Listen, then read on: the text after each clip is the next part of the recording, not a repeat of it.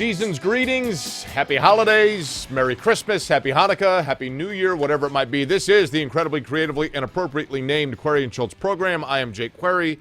That is Derek Schultz here on ISC Sports Network. And once again, we convene, Derek, to talk about a big Colts win among a myriad of sports topics to get to. That's right. I was actually thinking, when is Hanukkah? I never know. Is it the 11th? December. Well, no, I know it's December, Jake. I always feel like I should acknowledge when it is. Technically, it's Hanukkah. We have so many. I don't want to ham it up like that. It's not hamming it up at all. We have a lot of Jewish Trust me, listeners, actually, and I have a lot of Jewish friends from There's back no home. hamming it up with Hanukkah, but it's Hanukkah. Well, some eat pork, Jake. Not all I'm just Jewish saying. people don't eat ham. See, every week I think to myself, you know what? We're going to get a great show in. Right. We're going to have a great We're off and start running. and a great middle and a great we're doing it. finish. Uh-huh. And it seems like we never actually achieve that goal. So you're saying that 30 seconds in, you're ready to punt? You know, we'll get some of this in post, but we can only do so much. Post. Yeah. Okay. Post edit. Yeah. Okay. Can only polish the tape so much. Listen, the first thing to get to is the fact that obviously a much-needed win for the Colts, really an impressive win where I think that they dodged a bullet on what I thought was a real blunder from Frank Reich late in the game. We'll get to all of that. But LaRaven Clark on the left side of the offensive line, we now know, looks as though it is an ACL injury. That becomes important for the Colts. I didn't think that Chaz Green, their third-string guy, because obviously Anthony Costanzo's out, this is a guy that's been around the league for a long time. He was a third-round pick. I thought he played competently yesterday for a third-round guy. For a third-string player. I'm not saying that he's a guy that you can go out with all the time, but yeah, I mean, third string for an LT3, that was about what I expected. But Right. they need Chaz Green to be an LT1. well, yes, that's an issue. So right? that's kind of the problem that they have. I mean, they're just going to have to help him over there. I was actually surprised that they didn't shift J.J. Watt over to go against Green more Right. often because he was on the other side against Braden Smith, who is obviously a far more capable tackle. And I get Watt likes to rush from that side, but I was a little bit surprised that because clearly Green was overwhelmed. Yeah, I didn't think that. I didn't feel thought. like Houston exploited it. Yeah, well, he gave up 2 sacks, I want to say. I didn't go back and look at every snap that Chaz Green took, but You don't sit there and do the all 22 film thing and then send it out. You know, I had work at the box factory and my son and everything like that, so I didn't have the chance to go through all of that. But that's just that's a challenge that the Colts are going to have to face. Anthony Costanzo is going to be out, I would assume, Jake, until at least the end of the month. Yeah, it's going to be maybe a while. until the playoffs. I mean, you don't know with an MCL injury, especially with big guys like that. The other thing too, Derek, with Anthony Costanzo, one has to assume that they're going to have to start looking at the long-term replacement for Anthony Costanzo because this could be it. I don't mean that he's not returning. I'm saying this season could be it. Well, I don't know about this season being it, but I think this last contract that he signed was his last contract. But he took a long time to decide to return for that contract. He did. Let me and look then up the you length. go through an injury like that. If you're Costanzo, don't you say, you know what?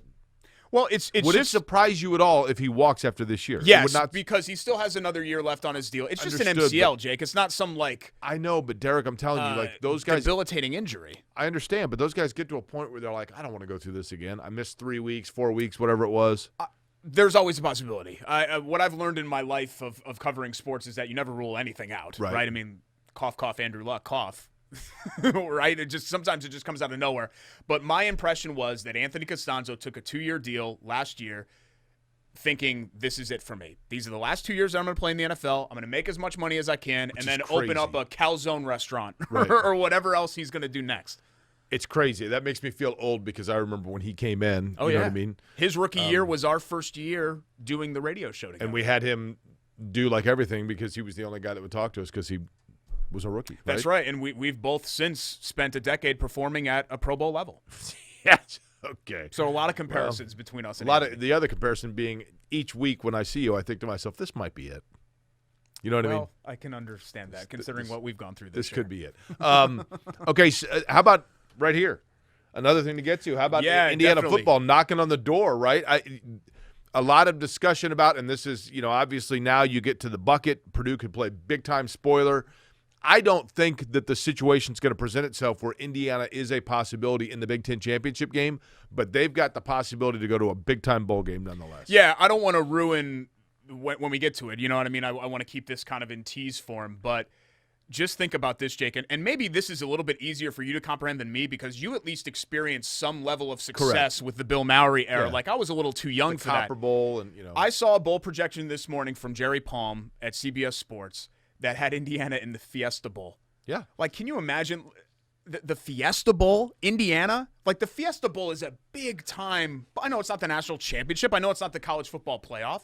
But that's by far, outside of the Rose Bowl against USC in '67, it'll be the biggest bowl that Indiana's ever played in, and not even close to the level of the Peach Bowl or some of these other ones. Now, by the way, we want to thank, and I should have mentioned this off the top, WGU Indiana. We're talking about IU. We'll talk later about Purdue. Look, a lot of great universities throughout Indiana, but the real advantage of WGU is you get to work on your own schedule because ambition never rests. Maybe you've got kids that you're involved with. Maybe you've got something in terms of your work, but you want to be able to get another degree or maybe that first degree. WGU Indiana is there for exactly that. Work on your schedule when you want. Indiana's online, accredited, and affordable university, and they also have business scholarships right now for those of you who would like to become business ready. All you have to do, wgu.edu/business ready to find out about those scholarships. And again, WGU Indiana, we appreciate their participation within this show. Also, Derek, we now know NBA schedule out. Pacers, it looks like no fans until at earliest February. Oh, really? February? I thought it was till January. Through January. Oh, through January? I think it's through January, I thought it was right? until January. Well, I can tell you right now it's going to be February. Okay. Look at you. At minimum. There's no way in January they're just going to say here, huh? No, I'm just telling you. Yeah. I mean, they say January. That's what, okay, a week? Woj. A week? I mean, are they really – do you really believe that a month from now they're going to be packing Bankers Life Fieldhouse? Adrian Query over here. That's right. Jake Wojnarowski. I need to redo my Twitter avatar photo of this. Yeah.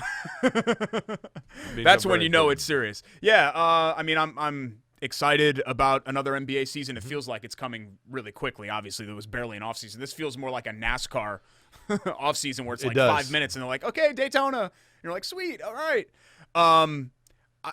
Jake, I don't want to be Debbie Downer. I have a lot of trouble getting excited about the Pacers season. They're basically bringing the roster back, at least it appears. Yeah, they made a coaching change. Pacers are just kind of stuck. Aren't you intrigued by seeing where Victor Oladipo is, though? Yeah. I mean, I'm over the Oladipo story, but yes, I am intrigued to see how this all plays out. I'm a little bit intrigued to see what Miles Turner does with a new system and a new coach because I still feel like there's some untapped potential there. But overall, I think the Pacers are still stuck in this purgatory of being a pretty good basketball team, which is fine, but it becomes tiresome after 4 or 5 years where you have this clearly defined ceiling and you can be competitive. Yay, but you can't really do anything beyond that. So you feel like they're just on a treadmill. They're not going to win anything that matters, I don't feel like. Just getting to the playoffs, okay, great, you're a top 5 seed, wonderful. But then if you just get bounced in the 4-5 game every year, who cares? You know what I mean? Like, fans eventually get tired of that. Fans of the Sacramento Kings would be happy with that. Yeah, but that's not the bar. If you're measuring yourself the Memphis Grizzlies would be happy with that. The Sacramento Kings, you're asking who cares. I'm telling you who cares. Then you're a loser. You know what I mean? Like that's a loser mentality. You asked the question, who cares? I'm telling you who cares. It would be like comparing Clemson. I'm just giving you answers to your question. To Wake Forest. Like, that's not the bar for Clemson. Wake Forest quarterback is that fellow that went 1 for 9 for 13 yards and 2 picks for the Broncos last week. I did see that. Yeah. Uh-huh. And that's not even fair because I'm not asking the Pacers to be Clemson. I'm not asking them to be a title contender, but I would like to see them be can you make a run to the conference finals level team? Let me ask you this. Historically speaking, you like history of sports, right? I love history in general. You and I actually don't share a lot in common outside of our wild success. But we do share that in common, One is tied to the love other. for history. I got to thinking about this. Baseball. We'll start with baseball. In Major League Baseball, which franchise is historically the least significant? I think it's a two-team race. Padres? I mean, are we taking out the Rays because they haven't been around very long? I think even if you include the Rays, that's the thing. And the Padres have been in a World Series in the last quarter century. Yep, 98. So the Padres would be one of 3 that I'm thinking of. But the Padres at least have a franchise player that is a Hall of Fame legend of his era in Tony Gwynn. Okay, yeah. That is synonymous with the Padres. Fair. So the Padres have been in 2 World Series in the last 30 years. You know what, honestly, and they do. No, 40. They have had some prominent players, but the Brewers have to be up there. They've been to what? A World Series? 82. Robin Yount, Paul Molitor. I mean, you've had some Brewers, I guess the Brewers guys, would be up there. Yeah, I mean, whatever you do with Ryan Braun, I guess, is up to you with the PEDs and everything like that. So you weren't thinking of the Brewers, apparently. No, I was not thinking of the Brewers. Hit me with it then. The Texas Rangers? Yeah. I mean, I know that they went to a World Series. They went to back-to-back. They should have won a World Series. But outside of that little blip. No, that's I mean, true. and I realize they have ties to the Washington Senators. I get it. Nolan Ryan, though, I know he played. You think of him with a lot of different teams. I mean, you do have his 7th no-hitter with the Rangers. You do think of Nolan Ryan when you think of the Rangers. But to me, the number one probably, with the exception of a very small window, the Seattle Mariners. Yeah. The thing about the Mariners is that they had, I guess you can argue. The greatest single season in history, right? Well, yeah. I guess you can argue that Jeter was this guy. But to me, the last transcendent baseball star was Ken Griffey Jr., where he had video games are correct. Shoes and posters, and he was a household name. I think Jr. was the last guy, and, of course, he was the face of the Mariners throughout the 90s. But the reason I ask it is because I was thinking about this today with the NFL, and part of it is the fact that the NFL, and this is where I think the National Football League is kind of hurting itself. The NFL for so long was appointment viewing because it was Sunday and one game Monday. Now, this year's a little bit different because of the virus and games getting moved around. But, you know, in the last handful of years, Thursday night football, then late in the season, Saturday football, Sunday football, Monday football, it becomes watered down to the point where it's not that appointment like, it's Sunday, I'm watching games. But the NFL doesn't have a Seattle Mariners. No. I mean, who would it be? Yeah, no, you're right. You would say the Jaguars but they're still relatively speaking a new franchise. But the Jaguars are such the common answer there that it's almost like they're not obscure. The Browns have never been to a Super Bowl, but yet you've got Jim Brown and you've got great history, and now all of a sudden this year, here they are, they're breaking through, they're 9-3. There's a lot of history with the Browns. Base. Same with the Lions. A ton of the Lions are always on Thanksgiving, and Barry Sanders was a Lion, and it'd have to be one of the AFC South teams because they have the least amount of history. The Texans. Yeah, the Texans, the Jaguars, any of those really. It probably would be the Texans, and that would be the easy answer. Except for that we are in a city of their divisional rival. It's hard to picture them like that because we talk about the Texans all the time, but in San Francisco or New York or Chicago, they're never talking about the Texans probably. But you like Deshaun Watson. I love Deshaun Watson. Deshaun Watson might be my favorite player to watch in the entire league. And that's saying something because Patrick Mahomes is incredible. I just think he's, obviously – to me, going to be a Hall of Fame player, like special champion once that franchise figures out what they're doing. And he's a great dude, and it's a great story from what he came from, basically abject poverty, to be where he is. And I love the fact that Jake not only, no offense to Patrick Mahomes. Patrick Mahomes is this transcendent player who might end up being the greatest of all time, but nobody remembers anything about Patrick Mahomes at Texas Tech outside of the fact they were losing games 65-55. Right. You know what I mean? Right. Like we don't. I remember Mahomes, Derek. Mahomes in the draft process 3 weeks before the draft, and all of a sudden it was like people are really raving about the arm talent of the kid at Texas Tech, Patrick Mahomes. I'm like, wait, who? Yeah, I was That's what I remember of him. We don't really see the household name before they play a pro game guy anymore. That was more me and your era. Correct. Where in the 80s and 90s you had these transcendent star college players. They won the Heisman or whatever, and then they went on to become big deals in the NFL. And Watson is that. You know what I mean? Because you think about some of the other – He didn't win the Heisman, though. No, I know. But national champion, prominent college player. Right. Everyone watched Deshaun Watson play in college. How many people watched Mitchell Trubisky play in college? Ryan Clearly Tannehill. no one with the Bears. How many people watch Ryan Tannehill play in college? Right? I mean, a lot of guys come from kind of not obscure colleges, but like lower level, and they weren't championship level players because a lot of the championship level quarterbacks are guys like Ken Dorsey or Tim Tebow, who aren't for long in the NFL if they play at all. I remember Deshaun Watson's freshman year at Clemson. Their starting quarterback was Cole Stout, whose father, Cliff Stout, I think, was a former – played for the Chargers, played for the Indiana Firebirds, I think. But at any rate, Stout got hurt, and so Deshaun Watson, who was a big-time recruit, comes in as a freshman against North Carolina. And that first game he threw 50 passes, and I think it was like 45 of 50 for like 450 yards. Whoa. Like, this guy's unbelievable. And it never slowed down. I mean, he never There was no sign ever that's how he was his entire career at Clemson. He was a fabulous player. Yeah, I mean, I remember they were kind of coming out a semi-successful era with Taj Boyd, who was a nice player. Correct. Like a good, solid college player and had a cup of coffee, I think, in the NFL as a receiver. But then Watson just there were a lot of guys that changed everything. I mean, they had talent all over the roster. From here to here, he and Dabo, to me, are the two guys that are the face of what the Clemson dynasty has become. We have a lot to get to and a lot to talk about today. Set the table for me. Well, let's get back and talk Colts. A great win yesterday against Houston. We'll look at their playoff picture. Also, we'll get into IU, Purdue losing again, and I know because Jake wants to talk about it, the impending Clemson-Notre Dame rematch in Charlotte, which we knew was coming for weeks, but now is set in stone as coming on December 19th. You have brand news, I have right? brand news. I have brand new news. I have work news. This is brand news. Brand news. Sorry, we'll get all that in post. We'll make that sound good. We got plenty to get to today. We don't have a post. It's Corey and Schultz, ISC Sports Network. Please don't leave.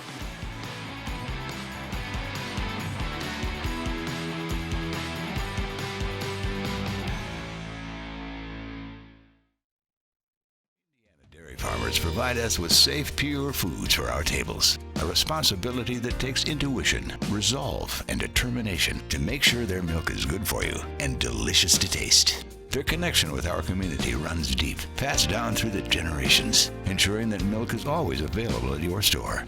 It's not easy being a dairy farmer, but the rewards have special meaning when you can feed Indiana's families every single day. Learn more at winnersdrinkmilk.com. We're a different breed, aren't we? While others rest, we choose to work. Where others are content, we stay hungry. They may not see us coming, but we know exactly where we're going. You won't rest until you succeed. Neither will we.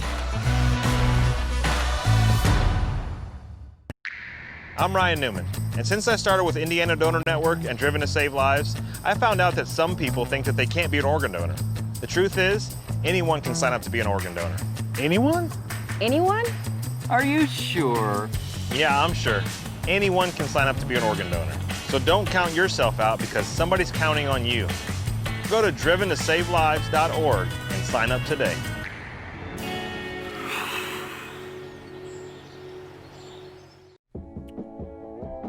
Welcome back to Query and Schultz here on ISC Sports Network. You know, you might be thinking about this would be hard to put in a stocking, but in terms of perfect gifts, stocking stuffers, well, I mean, it would be heavy in the stocking because, you know, it's a great looking bottle presentation anyway. Yeah, it's beautiful. St. Elmo Steakhouse, the straight bourbon whiskey with dark cherry and bourbon vanilla beans. You know, you've had that famous Elmo Cola at an institution of Indianapolis, St. Elmo Steakhouse, been around since 1902. Of course, don't forget Harry and Izzy's as well. But now you can take home for the holidays, what better thing to do than to sit around by the fire and enjoy an Elmo Cola. That just means a rock glass, I should say, of ice. You know what I'm saying. You put the rock of ice in the glass. Then you put in the cola, whatever cola you might enjoy, and the St. Elmo Steakhouse straight bourbon whiskey with dark cherry and the vanilla beans. Derek, this, of course, is available where? Everywhere. Kroger's. Not Marsh's anymore. Target's, Myers, any of your local retailers. Speaking of Marsh. It really is good. We value you. Another great stocking stuffer from the shop, theshopindy.com. They did not put the apostrophe S on there, though, unfortunately. Missed opportunity. That's right. What was it you said you wanted to get to today? Well, let's start with the Colts. I saw some people not complaining, but saying, well, the Colts got lucky. And I'm thinking to myself, outside of trailing 10-7 briefly, they were in control of that game throughout. Correct. I know they needed the Kenny Moore interception and the safety after the 4th-and-1 play, which we'll talk about, and kind of a fluky fumble at the 2-yard line. But it's a division road game. I don't want to put on my Chuck Pagano hat and get too cliche here, but win and get the heck out of there. Like, I don't understand style points. Like, style points are for Cincinnati and BYU. You know what I mean? Style points in the NFL, who cares? Just win. And the Colts had to have that game to have a realistic playoff path. I mean, really, they needed to have a 4-1 finish, I think. I think they got to get to 11 wins to assure themselves of a playoff berth. 10 might do it, but 10 is going to be dicey. But you know what nobody was talking about, Derek, was the fact that Tennessee was blown off the field yesterday. They rallied, but they were getting killed. And that puts the Colts back in position of – and I realize that, the Colts have, mathematically speaking, some big hurdles to overcome there. They're still one back. The division is not right. The division is not totally out of play for them, though. Oh, no, the division's not out of play at all, but you have to finish ahead of Tennessee. You can't tie with them because they're not going to have the tiebreaker. It's very unlikely that the Colts are going to end up having that tiebreaker. I think the concern, and you are correct, take the win and get the heck out, right? The concern, though, is that oftentimes when a team is eliminated in the playoffs, that loss, you look at it and you say, this team, whether it's the Colts or whoever, their season-ending loss is often a microcosm of their season. And the Colts and Texans game, there were things in it that could be troublesome for you moving forward. For example, I understand the 4th and 1 late in the game. It's fine if you want to take that risk, even though seemingly getting the points and putting yourselves up a touchdown was the way to go, especially the way your defense was playing. But if you want to go for it, and that's what people love about Frank Reich, right? Oh, he's a guy that's going to go for it. But they made a terrible decision. If you're going to go right up the gut, fine. But then give it to your guy that is the guy that runs between the tackles. Can't be Hines. I mean, they got too cute there, right? Oh, they get too cute with Hines all the time, and running him in between the tackles. I don't understand it. It's not a play that is built for success, and the numbers back that up. That it's been a negative play more than it's been a positive play. I had no problem with them going for it. I had a problem with the play call. I like just go win it right there. And you're right. The old trust your defense. Well, if you trust your defense, then trust them to stop the Texans from going 98 yards and scoring, right? Because you're right there, or whatever it was. I know they weren't that close, but 10-yard line probably. Yeah. I'd have to go back and look where they actually were on the field, but stop them from going 90 yards. They did end up getting a safety off of that, and they still had to hold on for dear life because 6 and 4, who cares? There's a negligible difference there. Justin Houston tied the NFL record for most career safeties. I saw 4. And he's arguing that he has 5. He said there was one that they gave a team safety to in Denver a couple of years ago. But I had no problem with going for it. It was on brand. Pick up a yard, end the game right there, score the touchdown, take everything out of it. But handing off to Hines in short yardage, the other thing, Jake, 4th and 1, opposing defenses know you're not going to sneak with Rivers. So one thing that I like about having Brissett out there is that at least there's the threat that Brissett is going to sneak. You take that off the table when you put Rivers in there. So I think 2 mistakes. 1, they handed off to Hines between the tackle. Mistake. 2, and you know me, I'm not necessarily pro Brissett. Absolutely that you should have used Brissett there and do run pass option or something, or he's such a big body, give him the chance to sneak for the yard. Well, usually when Brissett's in there, it means he is sneaking. You know what I mean? Well, we're putting this guy in because all he does is quarterback sneak. But at least you have to prepare for it. He could also hand off. Like when Rivers is back there, there's the threat of throwing a little bit more than with Brissett, but there's no threat of Rivers taking it himself. So that's kind of what I like about this package that they have with Brissett. At least there's the element of surprise. And I think Reich has convinced himself that by putting Hines in the backfield and then running him when you're not expecting him to run, throws teams off. Teams just adjust because Hines can't break. The offensive line completely broke down, so I hate hitting all on Hines because I don't think Taylor would have gotten anything out of that either. It was a poorly executed play. It was. I mean, it was perfectly Trey Burton whiffed out on a block. You know what I mean? Like, it was a catastrophe of a play, but I just think overall the thought process was poor. Now, late in the game, when the game was hanging in the balance and you thought to yourself, here it is, that they are going to lose this game because Houston was going to run the clock down to basically where I don't know that Indianapolis would have had time to do anything with it. And I sent a tweet that said, I smell a huge Colts turnover coming here. Literally 15 seconds before the ball was snapped. Total confession. Jake's watching on an antenna, so his broadcast is actually ahead of everyone else's. So true. He tweets stuff beforehand, Nope. and then he acts like, hey, see, I called it. That's while everybody else is watching on Hulu or whatever. It's not actually what happened. What happened was – let you guys in on a secret. That was actually me thinking this is the classic thing where the Houston Texans are going to shoot themselves in the foot. Like the Sage Rosenfels game from all those years ago. I was not saying, look, the Colts defense, they're going to get a big-time turnover. I was thinking it would be so Houston if they turned the ball over here, and boom, bad snap, and there you go. Yeah, and I thought Watson really misplayed that. Like, just dive on that ball. No, he did. You got to just dive on it and give yourself a chance. And how about Grover Stewart kind of coming through and blowing it up and knocking the ball away a little bit? So it was a heck of a recovery. I think he was thinking to himself, look, I don't think I can get this, but at least let me knock it away so maybe somebody else can jump on it, and that's exactly what happened with Anthony Walker. It was a very well-executed play. But, Jake, it's 16 games, right? So you have some games that you have no business losing, like what happened with Jacksonville. And then you have games where maybe there is – I don't think the Colts had no business winning. They were the better team yesterday. I just think sometimes it's not yesterday. It's over the weekend. Sorry. Sometimes you have circumstances where you need a little bit of luck. And I think the Colts got a little bit of good fortune with that fumbled snap at the 2-yard line when it looked like the Texans were knocking on the door. You know, I love the fact that you've been shopping around your brand for the hot cup of Schultz 24/7, 365, baby. And you end up getting Hot Cup of Schultz partnership. It came down to you needed once again for me to bail you out because it's a guy that I've known basically my whole life in Jeff Canada and Wood Warbler coffee with birds. Jeff is a huge fan of birds. He is. It's bird-friendly coffee. That's a mental hurdle that I had to cross a little bit, admittedly. And so the Wood Warblers seem really friendly. So the Hot Cup of Schultz includes a bird. It does, but I don't want to misrepresent like how this all came together.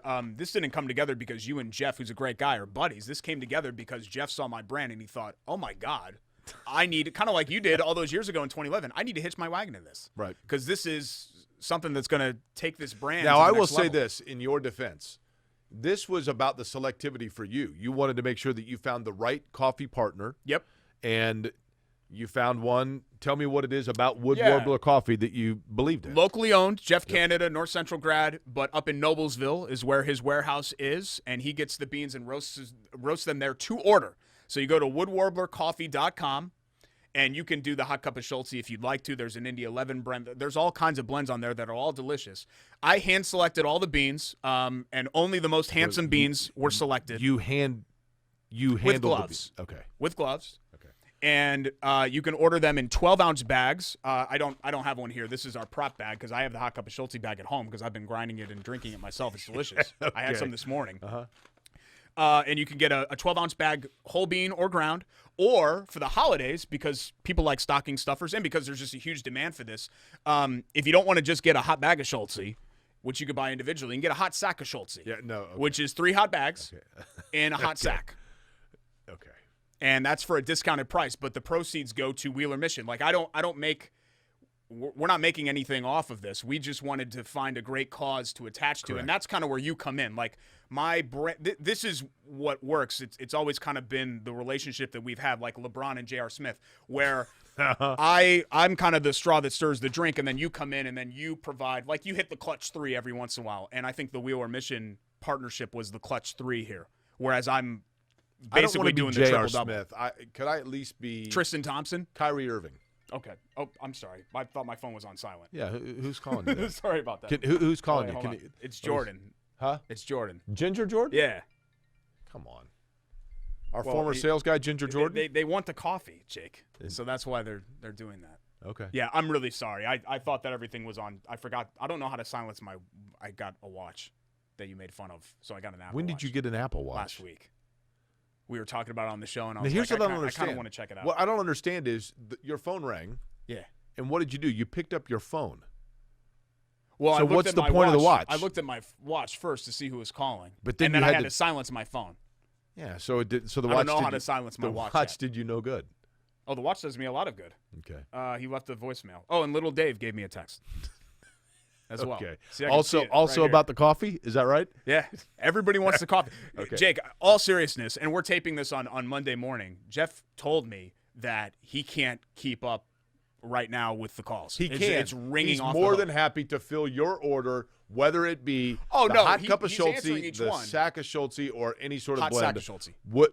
Woodwarbler.com is the website. And again, several different blends they have there. And each month we're going to come up with a different charity in Central Indiana that this is going to benefit. I just wanted me like Wheeler Mission being the first. I just want you to think of it like this. Like you come over and you hand me a cup. I leave for a little bit, come back, and then it's just a nice cup of Schultz. It's just from me. Okay. Hot cup of Schultz. Okay. That's Like what I people said, want to experience. I want to hit all your senses. He might be the namesake, but the coffee's a lot like me in the fact that it's great hot, and I am hot. And it's also, if you like iced coffee, I can be cool too. It's my dream to hit all 5 senses on this show. So sight, TV, sound, microphones, right, and our podcast as well. Taste and scent, coffee, that kind of hits on both. Right. Which one am I missing? Oh, feel. We're working on something with that post-COVID because we can't really do feel right now with what you feeling anywhere near pandemic. You want to get to college football next? Yeah, let's do it. Indiana with a big victory. Purdue. And I know fall short again. People are looking at me right now, and they're like, it's bucket week, and I can't believe that Jake is showing a homerism by wearing an Indiana football sweatshirt from the shop, theshopindy.com, or, of course, in Carmel, Clay Terrace, in Broadrupple, 920 Broadrupple Avenue. The shop has all of your T-shirt needs. You can also use – are we still doing the code word, Derek? Oh, yeah. Code Tutties. Tutties. And what happens when you do that? 20% off all orders. Again, you can go to the shop to pick up this, for example, retro, and you can see Marsh, Amalia's. The shop has everything it comes to that you need when it comes to Indiana sports or just simply Indiana nostalgia, theshopindy.com. And I am wearing the sweatshirt today because it's very cool and because Indiana football is on the cusp of a big-time bowl game. But there's Purdue stuff as well. Yeah, and we'll touch on Notre Dame too because I want to kind of hit on all the – and Ball State. Yeah, and they're playing for a MAC West Division championship next week. So a lot of the Indiana football teams, this has been a big year for sure. We'll come back with all of that next. It's Query and Schultz, ISC Sports Network. Stick around.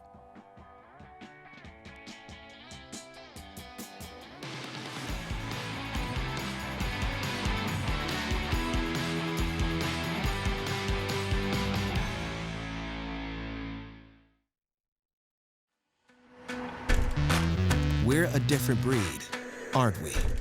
While others rest, we choose to work. Where others are content, we stay hungry. They may not see us coming, but we know exactly where we're going. You won't rest until you succeed. Neither will we. At an Indiana dairy farm, long workdays stretch into more labor after sunset. A newborn calf needs watching, barn needs cleaning. Tractor needs some handiwork for tomorrow's tasks. Just like in your own home, the day's chores are never done until the family beds down for the night. Dairy farmers and their families share the same dream with all of us, that what we all do is worthwhile. Bringing to market pure, safe, and healthy dairy foods is what they do, from Indiana's dairy families to ours every single day. Learn more at winnersdrinkmilk.com. Because Brian saved 5 lives and started a movement. Because Lester is a hero as a veteran and an organ donor. Because Allie's legacy lives on. Because I know how quickly it can be taken away. I'm driven. Driven. I am driven to save lives. I'm driven to save lives.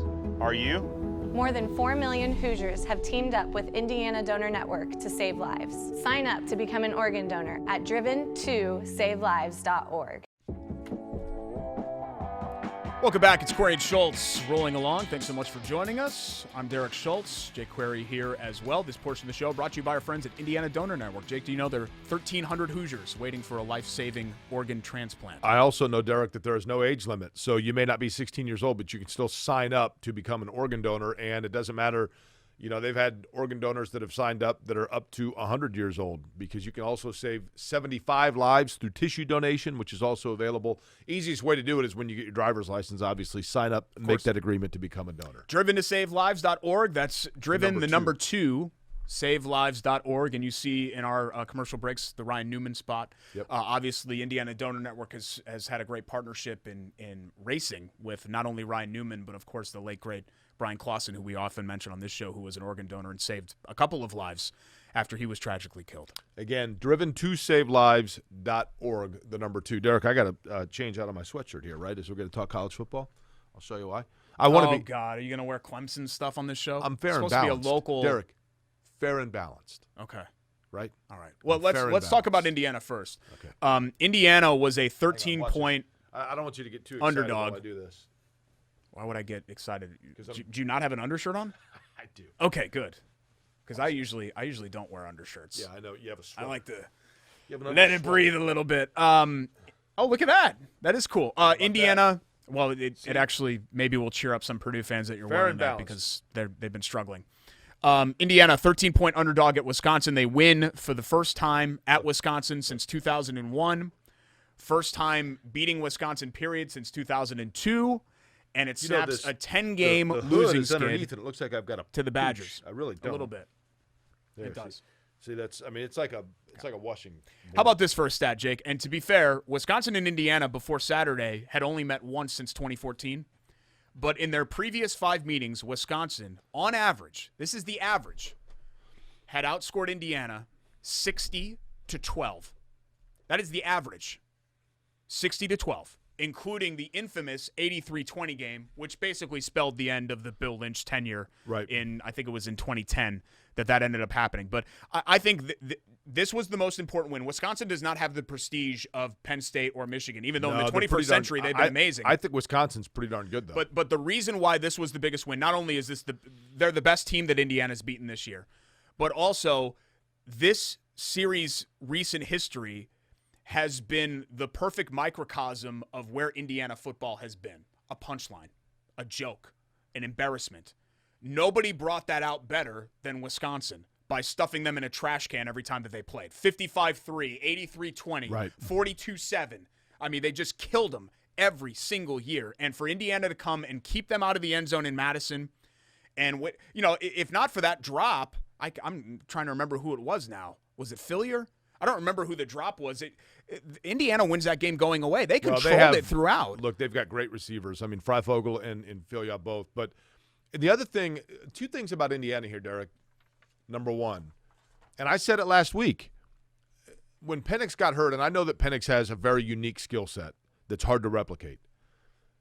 Jack Tuttle is not. I mean, this is a guy that was an elite recruit. An elite recruit, correct. I mean, he chose, he was getting recruited by USC and then, of course, Utah, obviously. LSU. And, LSU, I mean, a big-time player. So he's a very competent quarterback. But I'm not trying to take anything away from Indiana. However, the one thing I would simply say, Indiana this year, and they've proven me wrong, and Tom Allen's proven me wrong, they're good. I mean, they're really good. They belong with the big boys this year. It doesn't mean that they are permanently up there now, and the page has just been turned, and Indiana football is now an elite program. You have to sustain it. There have been, I was watching, for some reason, the Pac-12 after dark. The last 2 weekends, I've seen Oregon State playing. I actually went to an Oregon State game last year with my buddy Kai Steffi and his wife Stacy when we were out for an IndyCar race in Portland. And there were like 18,000 people at Beaver Stadium or whatever it's called. Oregon State, when they had Dennis Erickson, had back-to-back 10 or 11-win seasons. Kansas, when they had the big guy. Yeah, Mark Mangino. Is that his name? Yeah. And then he got – what happened there? He did not end on good terms. Apparently, he verbally berated. I don't know if laughter is the appropriate response, but he verbally berated. He his walked staff. around naked in the locker room and all kinds of weird stuff, right? I don't know if it's not really relevant to our audience what the circumstances around Mark Mangino's departure at Kansas. But either way, yes, he was. Kansas went to a BCS bowl and won. With him, they were 12-1 and they won the BCS and Kansas bowl. fans Won like, the Sugar see, Bowl. we're a football school. Here's Kansas football. Boom. Kansas now is arguably the worst program in Division I within 10 years of when that happened, right? What year was that when they went to that? 08. Okay, so within 5 years of when that happened, they were back in the gutter they again. slid quickly. Missouri. I get what you mean. Missouri's a better program, but Missouri, once Gary Pinkel got there, all of a sudden they were BCS level. He leaves, and then boom, you're back to it's difficult to sustain it. I'm not disputing that, but the balloon is inflating here. There's no reason for us to deflate it. Understood. In the moment, right? They're what they've done, and they've become America's team, Indiana. Yeah, they're the best story in college football, and Tom Allen is the national coach of the year. I know some people are mentioning it's Matt Campbell at Iowa State and stuff. I mean, there are lots of guys that are doing a great job, but come on, man, like it's Indiana. And even last year they were 8-5. Like, that was a nice season. That wasn't a top 10 You know what season. does confuse me, though? It confuses me that Tom Allen wears his mask when he's outside and on the sidelines around his team, and then he goes inside into the locker room and takes it off and hugs everybody and starts screaming. It's because they've all been tested. It's optics, right? And, well, no, I think it's because they know that it's safe because they've all been tested that day and the whole thing. If it's safe, then you're still required by the Big Ten to wear it on the sidelines. Right, which is weird to me. If it's safe enough that you can get in your locker room in a closed, confined area and gather everybody together and scream and yell and sing songs together, which is all well and good and fine, then why are you wearing it on the sidelines when you're outside? You're interacting with officials and other people that aren't but part when you of your interact immediate with the officials, circle. they all do this, Derek, every one of them. Okay? So I'm a coach in any sport, and I'm upset at what's going on. First off, I'm doing this. I don't understand this either. I'm the coach, and I want to cover. I've got my play sheet here, and I'm covering because I don't want anybody to see what my mouth is doing. You're wearing a mask. Yeah, I hear you. Then you call the official over, and you do this. Yeah, there is a lot of that. Okay. I'm not disputing that. Pete Carroll. But Indiana with the Fiesta Bowl, which we mentioned earlier, they're projected to face USC, which would be – I'd get a kick out of that because, of course, in the Rose Bowl, they faced O.J. Simpson in USC. So that would be because the Rose Bowl is in the playoff, so I think they still try to put a Big Ten team against a Pac-12 team. Pac-12 stinks. Oregon lost to Cal, who stinks. Washington, we pretend, is going to be good every year. I mean, everybody in the Pac-12's played like 3 games. Well, that too. But, I mean, we always try to pretend like, oh, yeah, watch out for Washington. Right. The league stinks. But USC looks like they're the projected Pac-12 champion as of right now. Now, you mentioned a Notre Dame-Clemson rematch in the ACC. I think this is a different Clemson team than Notre Dame saw in South Bend. But I think Notre Dame's really good. That Notre Dame is better than I thought they were going to be. And a lot of that is their offense. Their offense is very proficient. Ian Book's playing at a very high level. I think it will be a great game in Charlotte for the ACC championship. Clemson defensively, Clemson has some question marks for certain. And they, again, their best linebacker, who's the anchor of their defense, again got hurt in their win over Virginia Tech. So, I mean, there are question marks for Clemson. But I think, Derek, the top 4 in college football in terms of the playoffs, I think it's virtually set. Unless, I mean, right now you have Alabama 1, right? 2 is Notre Dame. 3 is Clemson. 4 is Ohio State. First off, I believe Ohio State's in. I know there's a lot of discussion about would Indiana take a back seat and let Ohio State get into the Big Ten championship if Ohio State doesn't have enough games, if Michigan bails out. I don't think that's going to happen. It doesn't matter, though. The College Football Playoff Committee has said that it's not conference championship and number of games played is not something that there are no requirements there. Ohio State is in unless they somehow get blown off the field by Michigan if they play that game. Ohio State is in. Okay? Well, they have to win 2 games. They have to beat Michigan, and then they have to win the Big Ten title game. I'm saying if they were to lose to Michigan, they would still go to the Big Ten title game. You're right. I mean, they're going to win the Big Ten title game if they go. But if they don't play the Michigan game and as a result are not eligible for the Big Ten championship game, it does not matter. They would still be selected. It doesn't matter, and I'll just tell you this, and you know this. There's not a chance in HE double hockey sticks that Ohio State doesn't play in the Big Ten title game. The conference is going to make everything possible for Ohio State to play in that game. That's probably correct. Period. And you could be happy, mad, sad, whatever about that. I'm not saying that it's fair, but let's face facts. There is a 0 chance that Ohio State does not play in the Big Ten title game. Let me give you a prediction. My prediction is this. My prediction is that Alabama's in and they are the number 1 in the college football playoff. Clemson defeats Notre Dame in the ACC title game. Not blows them out. The only way that Notre Dame doesn't get in is if Clemson blows them off the field. That's not going to happen. And when I say blows them off the field, I mean 21. And Alabama loses. 17 or more. And Alabama loses to Florida. Because then you'd have Alabama and Florida both in Clemson and probably Ohio State. Alabama's going to be the 1. Here's my prediction. Alabama's the 1. Clemson, who has to beat Notre Dame to get in. If Clemson loses Notre Dame twice, they're out. Done. Yep. Clemson defeats Notre Dame.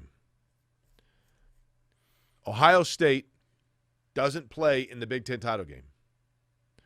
Alabama's your 1. Clemson becomes your 2 because they defeated Notre Dame in a conference tournament game on a neutral field. Notre Dame simply falls or goes to 4. They stay in, but they go to 4. And Ohio State goes to 3. And Ohio State goes to 3. And Clemson and Ohio State rematch in the semifinal. Notre Dame that's, gets Alabama. I think that's actually the exact projection that Jerry Palm has right now. So also predicting a Notre Dame loss in the ACC championship game, and then Notre Dame going down to 4 and Ohio State's going up to 3 and staying in.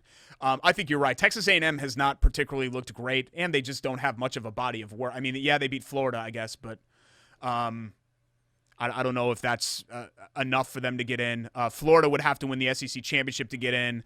You could take BYU out of the equation now. Cincinnati just doesn't have the schedule strength to. Chris is going to be mad to get it. Yeah, I'm sorry, Chris. But you're right. It's a much less Coastal Carolina. It's a much less Undefeated? convoluted. They might not even get to a New Year's Six bowl, which would be a shame. They should, at the very least, should. I think, get into a New Year's Six Look, bowl. say what you want about BYU, but Coastal Carolina saying, you know what, we're going to play BYU and I love them. it. It's impressive. I love it. Yeah. But this is, I would say, Jake, this is the least convoluted that the college football playoff has been, which is crazy because this is the most convoluted season. I think it seems like a very clear front four. Now, Coastal Carolina is in North or South Carolina? I have no idea where it is. I'm gonna guess south. It's in the coastal part of Carolina. Well, yeah, I'm gonna guess it's south, like the southern beaches of Myrtle South Beach? Carolina. No, Myrtle Beach Myrtle Beach? is That's in South Carolina. one of the other schools is in Myrtle Beach. I don't think it's Coastal Carolina. Actually, is Coastal Carolina in Myrtle Beach? I'm looking it up right now. Okay, yeah, they're nodding in the room. It's in. Yeah. Wouldn't that be good for? I went to Myrtle Beach once That'd for be spring good for break. recruiting, right? It was way too early. It was 52 and rainy the entire week. Really? Yeah. What'd you do? Did you ride the rides? No, we didn't do anything. We just cruised the strip, which is basically you get in your car and you just drive real slow. It's in Conway, main South drag. Carolina. Okay. I don't know if Conway's near It's Myrtle right Beach. outside Myrtle Beach Is that a because I suburb? remember passing a sign for Coastal Carolina. Is that a suburb of Myrtle Beach? I guess so, yeah. Okay. Yeah. Myrtle Beach is basically like the State Fair.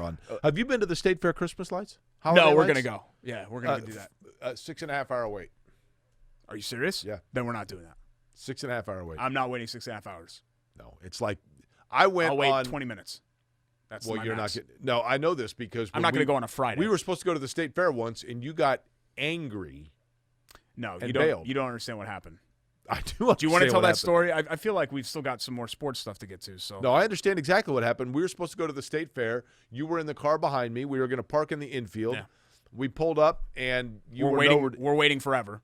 You were nowhere to be found. No, we were waiting forever. And then as I pulled up, the ticket taker decided, "Hey, my shift's over."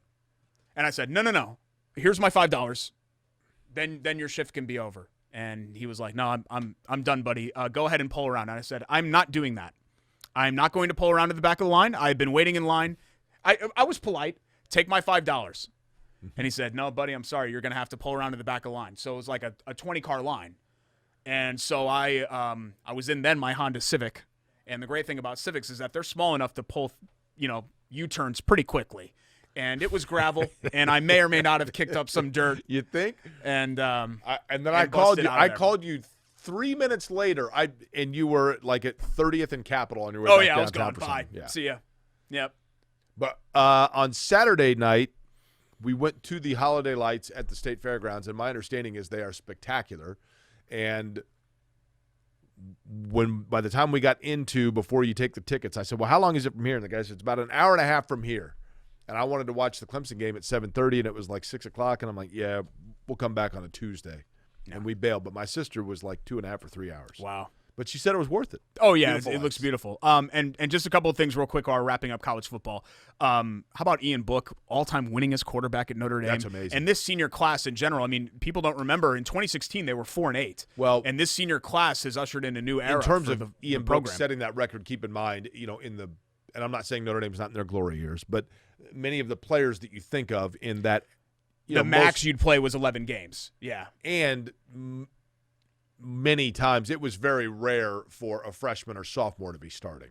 No. I mean, you would have waited until your junior, senior year to really start. I mean, Joe Montana started as a senior, right? Yeah, I mean, but it's the first time that remember Ron Paulus was going to win 3 Heismans. he was actually tied with Brady Quinn, Tom Clements. I think it was Brady Quinn, Tom Clements, and Ron Paulus for the wins list. He started a bunch of games. Right. Yeah, and that was their last kind of successful era under Holtz. The last couple of Holtz years, they had a couple of good teams in 95 and 96. Ian Book is a tough player. There's no doubt about it. Yeah, and we always talk about his limitations, and I do that too. But clearly he's he's won at a really high level and given them very steady quarterback play. And you mentioned the offense. The offense is good, but what's going to carry Notre Dame is their defense, which is elite. I think is one of the 5 best defenses probably in the country, and that's what they're going to have to rely on. And for Purdue, they got in a hole against Nebraska, rallied a little bit. David Bell had the long tutty. Touchdown. Nobody says tutty. You know, the season effectively was over last week against Rutgers. They can still spoil Indiana, I guess, but there's just no other way to look at this 2020 campaign for Purdue other than a massive disappointment. To say the least. And it's going to be interesting because Jeff Brom's making a ton of money. Yep. And, you know, that combo of Rondell Moore and David Bell people were so excited about. You got 1 game left for that combo, and then you kind of go back to scratch.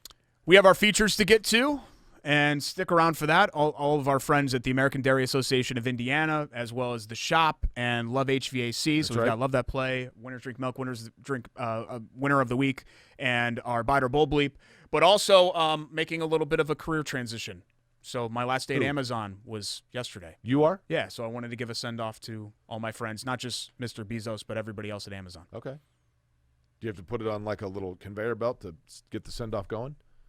No, the conveyor belt's over now. I don't have to do that anymore. But I had a lot of fun doing it, and I just wanted to publicly acknowledge that. Are you saying what the next transition is? No, I'm not ready to announce that yet. Okay. Yeah, but that will be coming as well. I'm thinking about calling a press conference. It's tough with COVID. I might just do it over Zoom. Okay. Because I've had a couple of people ask, like prominent people. Okay. Jake Tapper, you know, people. Really? Yeah. Okay. Bob Kravitz. Okay. All of them. We'll be back with more next. I don't know what I'm even talking about. It's Corey and Schultz, IC Sports Network. There's an owl over my shoulder, and it's throwing me off. I see it right there in the monitor. Beautiful. That's sage.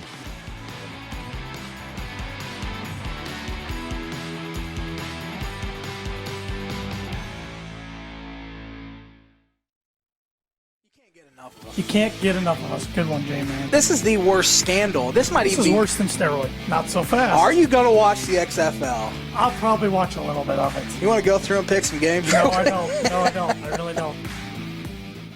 Oh my God! We are ripping fast today. And how hard can it be, right? These are now selling for about $3,500. So we're back to our old ways of pulling rocks. Act like idiots on camera, open cards, and talk about the hobby. Indiana dairy farmers provide us with safe, pure foods for our tables. A responsibility that takes intuition, resolve, and determination to make sure their milk is good for you and delicious to taste. Their connection with our community runs deep, passed down through the generations, ensuring that milk is always available at your store.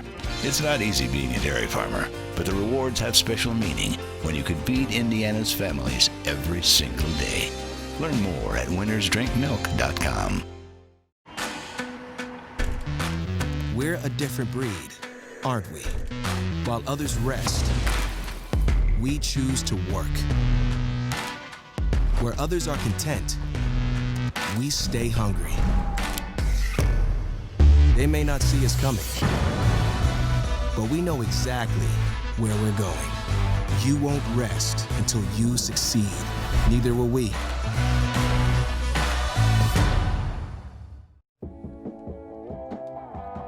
It is time now for the most anticipated portion of our program. There are actually many anticipated portions of our program, so maybe I misspoke. We'll get all that in post. Our friends at the American Dairy Association of Indiana with our Winners Drink Milk Winner of the Week. I'm going to put my sweatshirt back on because this milk is ice cold. But it's important, Jake, to start before we get to our winners with, I have in my right hand here, Milk Facts. Okay. You ready? There's always a demand for this. Hold on, I have to put my sweatshirt on. We probably need some new Milk Facts, too. What do you mean? Just to freshen up the Milk Facts. Milk is I mean, always fresh, people Derek. love these Milk Facts, but even more Milk Facts. You can't give enough Milk Facts. 1 8-ounce serving of low-fat chocolate milk, which Jake has at his table. Right here. As much calcium as 10 cups of raw spinach. As much potassium as a banana, and as much vitamin A as 2 boiled eggs. That's a ton of recovery nutrition in just 8 ounces of deliciousness. So when your workout is done, refuel your body with chocolate milk. Visit winnersdrinkmilk.com for more Milk Facts. Wonderful. Absolutely wonderful. How about this for our winner of the week? A guy that is easy to root for, used to come on our radio show a lot. We had a great relationship with their athletics department, Sean Sullivan and the rest of the group over at Ball State. Mike New and the Ball State Fighting Cardinals Chirp, chirp. are on a winning streak and now 1 win away from playing in the MAC championship game, from Chirp, winning chirp. the MAC West. I like the MAC. All they have the to be fun is to watch. Western. All they have to do is beat Western Michigan now. That was the boat folks, right? That was PJ Fleck's previous spot. Yeah. Okay. But good for Mike New. You know, Ball State was patient because it's been kind of a slow build. They had that 1 year with Nate Davis in 2008 and Brady Hoke, and then Brady Hoke moved on to Michigan. Well, I guess San Diego State and then Michigan. And then they had, they promoted Stan Parrish, and obviously that didn't work out. And then Pete Lembo had some success, but was kind of roller coastery up and down.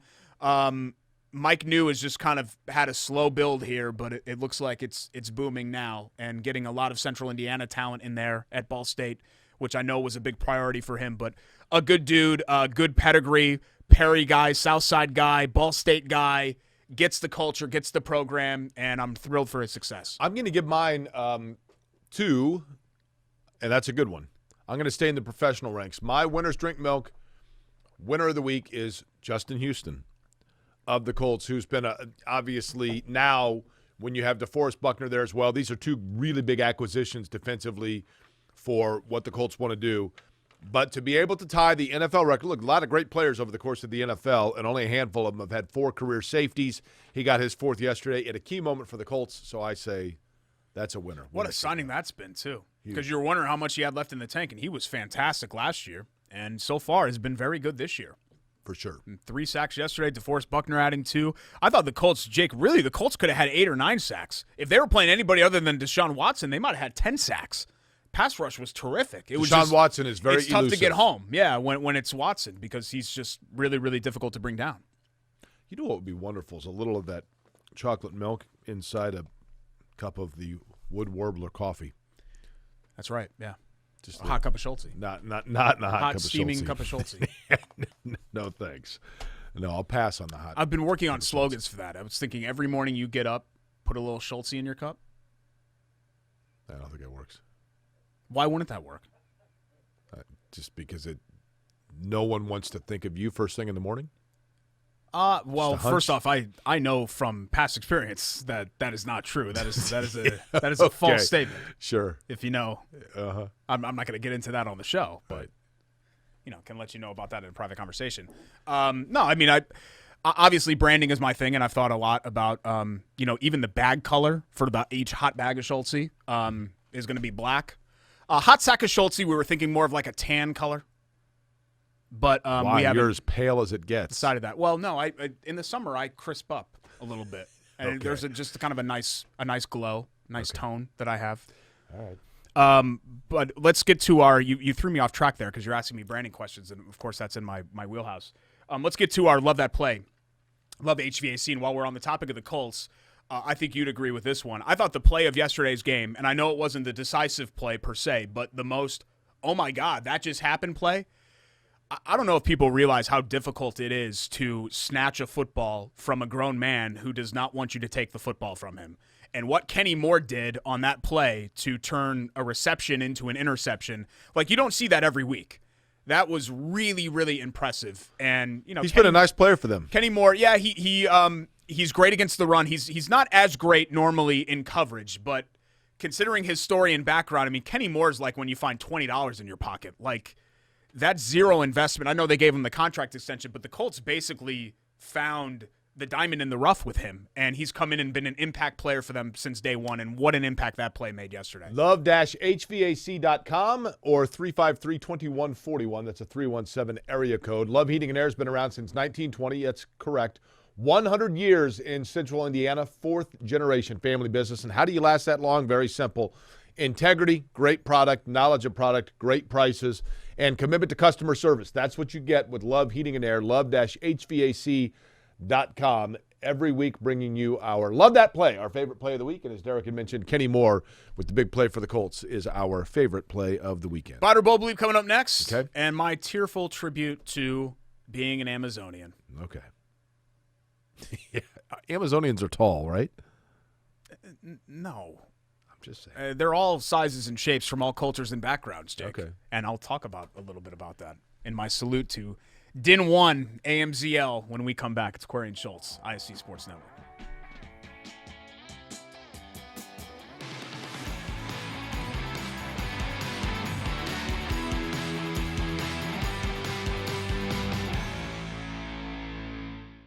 At an Indiana dairy farm, long workdays stretch into more labor after sunset. A newborn calf needs watching. Barn needs cleaning. Tractor needs some handiwork for tomorrow's tasks. Just like in your own home, the day's chores are never done until the family beds down for the night.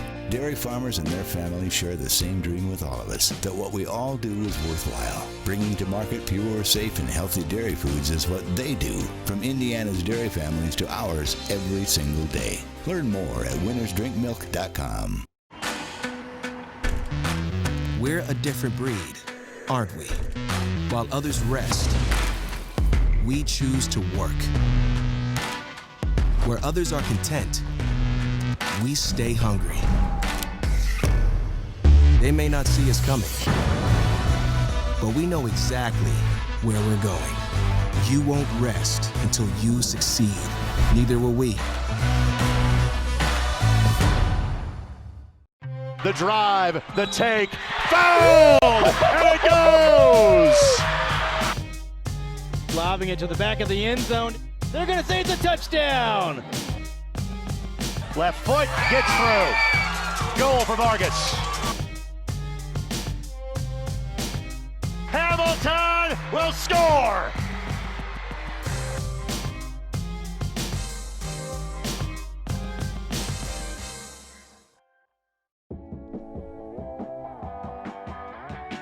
Welcome back. Corey and Schultz. Final time here on ISC Sports Network, episode number 14. Final time for the this program.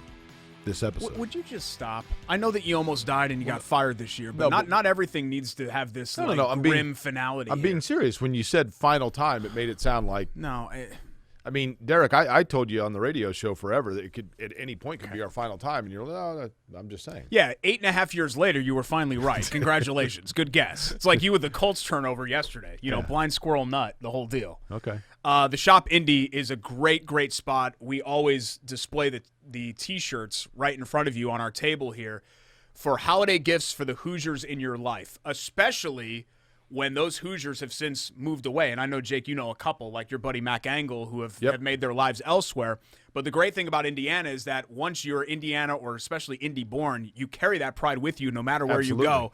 And what better way to display that pride than through T-shirts, which are very Indiana and Indianapolis specific, with not only these brands like O'Malley Food Markets and Marsh and Turkey Run State Park, but also sports-wise, Ball State, Purdue, Butler, IU gear, anything and everything, theshopindy.com. Love them. Use my promo code TUDDIES for 20% off. Purdue T-shirt, the Indiana sweatshirt, covering all bases here. And get those orders in time for the holidays so they can get to your loved ones. Or you could swing by Clay Terrace or their brick-and-mortar locations, not only Clay Terrace but also in Broad Ripple. Theshopindy.com brings you Buy It or Bull Bleep. And you know what we do, Jake. I give a statement. Jake and I go back and forth, whether we buy it or we think it's Bull Bleep. Okay. Statement one, you ready? Sure. This may surprise you, but I threw this in there considering his injury situation. Phillip Rivers is playing his last season in the NFL. Buy it or Bull Bleep? I'm going to say it's Bull Schultz. I think the Colts bring Phillip Rivers back. It was a 2-year deal, kind of with a we'll see what happens for year number 2. I think he would like to come back. I think he's playing at a high enough level that he can come back. I think he comes back for one more year. Well, technically it was a 1-year deal, but I think the Colts and Rivers viewed it as correct. We're going to tack on another year if you want to do this. A 2-year experiment, for the most part. I do wonder, though, turf toe, which reportedly Rivers has, he hasn't admitted anything, is extremely painful. Now, it's not debilitating or anything like that. Like, it's not like a spinal injury or, God forbid, something where you take another hit, you could be in real trouble. Kind of what Andrew Luck, I think, to an extent, was going through. But I do wonder, anytime an injury enters the equation at 38 and you have to play through something, I wonder mentally with where you go if you think to yourself, kind of like you said with Costanzo, man, do I want to do this again? Right. Do I want to put my body through it? But I agree with you. I'm going to say Bull Bleep, and Rivers clearly has played well enough to come back. I mean, for many weeks I was saying Rivers is exactly who we thought. At this point, Jake, Rivers has been better than I expected him to be. When you're going toe-to-toe with Aaron Rodgers and Deshaun Watson. Don't say toe. He's got turf toe. Anything but toe. And your stat line is similar to those guys, or at least comparable, if not better. I think that says a lot with the level that he's playing at. Statement number 2. Next season is make or break for Jeff Brom. Buy it or Bull Bleep? Oh, undoubtedly, I buy that. I'm not – this season could be. He's not going to get fired after this year, but – well, then it can't be make or break if he's not going to – we know he's not going to get fired after this year. 100% next year absolutely is. You're the, ninth highest paid college football coach in the country, and your team is on a losing skid, and you're in the weaker side of the Big Ten? Yeah. I don't know. It's results business, man. I like the guy. Yeah. Make or break still implies that he's definitely fired unless Purdue has a positive season. And I just don't know, Jake. I'm not privy to the financials of it. I don't know if Purdue can absorb the loss of buying out that deal. I'd have to look at the specifics again. I remember looking at it when he first signed the extension 2 years ago. Now I don't remember what the buyout is and how much they're on the hook for. I know it was a 7-year extension. So that's a lot of years, even though we're the second year into it and we're talking about you're not even halfway through that extension by next year if hypothetically they were to try to move on. But and if Purdue did absorb that loss, there's no way they could pay the next coach $6 million annually. No way. Totally agree. You'd have to be taking at least a 50% discount on that. Derek, would it be a make or break year for Jeff Brom typically? Probably not. With that salary and that price tag, yes. There's nothing better than signing a huge paycheck, but expectations come with it. I'm just not – now that we've kind of gone through the firing and everything that we've gone through in our personal lives this past year, I'm less willing to speak in absolutes. So I hate just saying that, this will absolutely happen. Sometimes it's just fate. Like, it's just fate that Jeff Canada and I got together to put together a delicious hot cup of Schultz coffee blend. That you know happened what I mean? Because I've known him since middle school. It's just fate that IC Sports Network ended up taking this on, and we've both had this really fruitful partnership. Okay. So I don't like really speaking in absolutes. So I'm going to say bull bleep. I don't think it's make or break. If they went like let's assume that they have a regular season. If they went 2-7 in the Big Ten next year, then yeah. I mean, I think at that point your hand was forced. But I don't think if they get back to bowl eligibility, I think Brom ultimately is going to be fine. I just think that contract gives him a lot of slack. That's a big if, though. A lot of slack. Okay. I actually don't have a third thing for bite or bull bleep. I was struggling to think of one. Okay. I was trying to think of something kind of outside of the realm of sports, but you didn't really have any interesting tweets this week, so I didn't really know what to I had one saying that I thought a key turnover was about to happen for the Colts defense, and boom. Yeah, that was kind of interesting, I guess. You said you had some personal news? Yeah. Yesterday was my last day at Amazon, so I spent about 9 months there. I started in March during the COVID shutdown, and really less for financial reasons. We were still collecting severance, and I had savings. My dad's a retired CPA, so he's kind of ingrained that in me at a very early age about being cheap. And I just needed to get out of the house. You know what I mean? Like, right. I needed to I at the end of the day, I enjoy work. I don't know. I'm a little bit old school, I guess, like that. And, kind of when you're there and you're in it, it's monotonous, and you're like, man, I'm 37 years old. What am I doing here? You know what I mean? Like, it's not my career. It's not really where I wanted to be, scanning and sorting boxes at Amazon. But kind of once I got over that and made some friendships and accepted the experience for what it was, it ended up being like a really fun job that I actually looked forward to, and I think a meaningful experience in my life at a time when things weren't going so well for me, certainly professionally. Personally, things have been solid with my family and all of that because I have a great support system around me. But professionally, I was in a rut, as I'm sure you were, whenever you're blindsided by news like that of the layoff. So not everyone's Amazon experience has been the same. And I know that, they're this big multi-gajillion-dollar company. So, your mileage may vary, but I'll always have positive memories of representing them and, now, and how many our brands people, coming together. How many people did you get to know? I mean, obviously, but I mean, how many people? Oh, like 24 basically were regularly on my shift, and that counts managers. I actually befriended some more of the managers than just the workers, but a couple of the workers. Irvin is a 21-year-old kid from IUPUI who we became tight. He kept asking me advice on what cars to buy and how to meet girls at Tiki Bob's.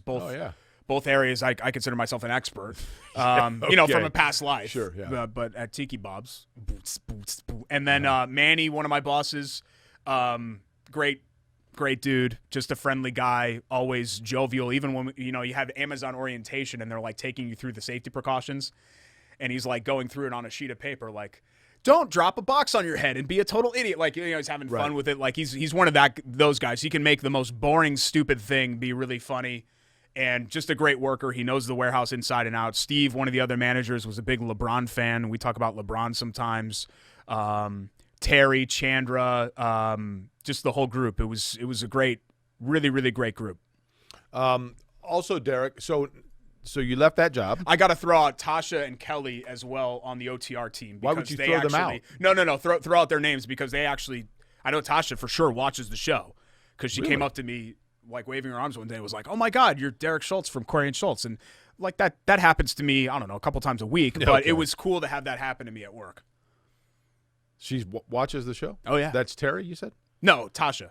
Okay. I think Terry watches the show. They all watch the show. What do you think she thinks about you throwing her out? No, I wanted to name drop them and put them as part of the conversation as well. Also, Derek, we would be remiss if we did not pass along. I did not know DJ Indiana Jones. You did or did not? No, I don't think I ever – I obviously knew who he was. He was a central figure in Indianapolis music, but I don't think that I ever actually got to meet Ron. Ron Miner graduated from Ben Davis High School, right?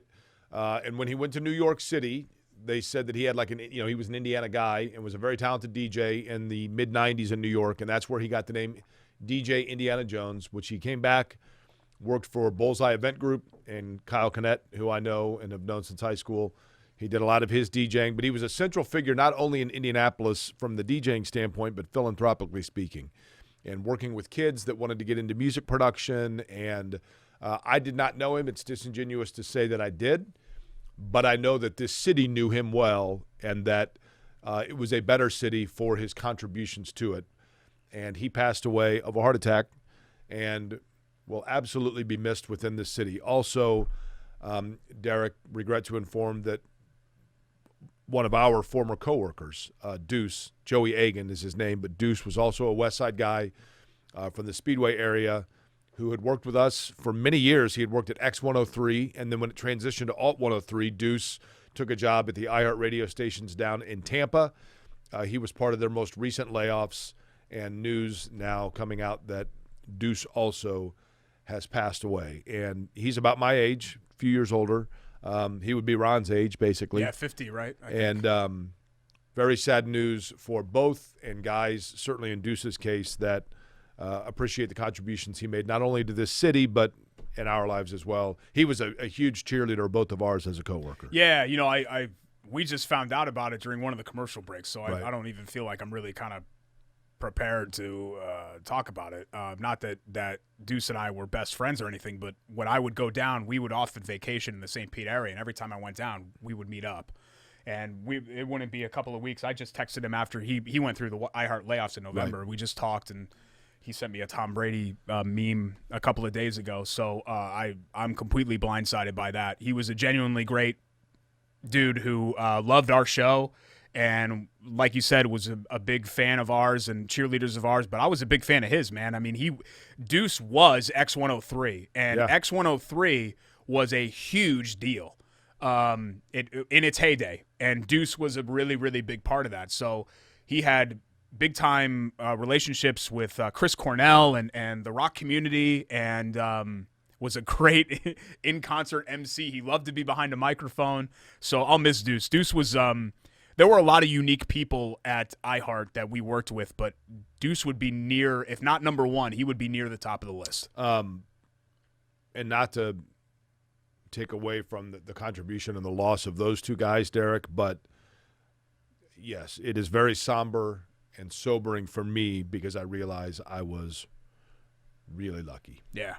And I know I was really lucky. I mean, those guys – really, really lucky. Yeah, and we don't know the circumstances of when it happened or whatever else, but just given their age. Yep. Really lucky. I hate ending the show that way. It's a tremendous loss, both with Ron and with Joey, but it's just a tragic thing. I'm glad you're still here. I am as well. At the very least, all kidding aside. I am as well. I'm serious. So we now have the bucket game to talk about, and we do, yeah. Pacers will be back at it before we know it. And you know what? And go out, on. Get yourself a hot sack of Schultz. Just a whole sack. Just get 3 hot bags. WoodWarblerCoffee.com. That's right. Just in time for the holidays, they make a great stocking stuffer. And thanks to our entire crew here, Wes, our camera guy. Fortunately, it smells like coffee and not like Derek. Jordan and Rake in the booth and everybody else here at ISC Sports Network. We'll be back with episode 15 next week here on Query and Schultz. See ya.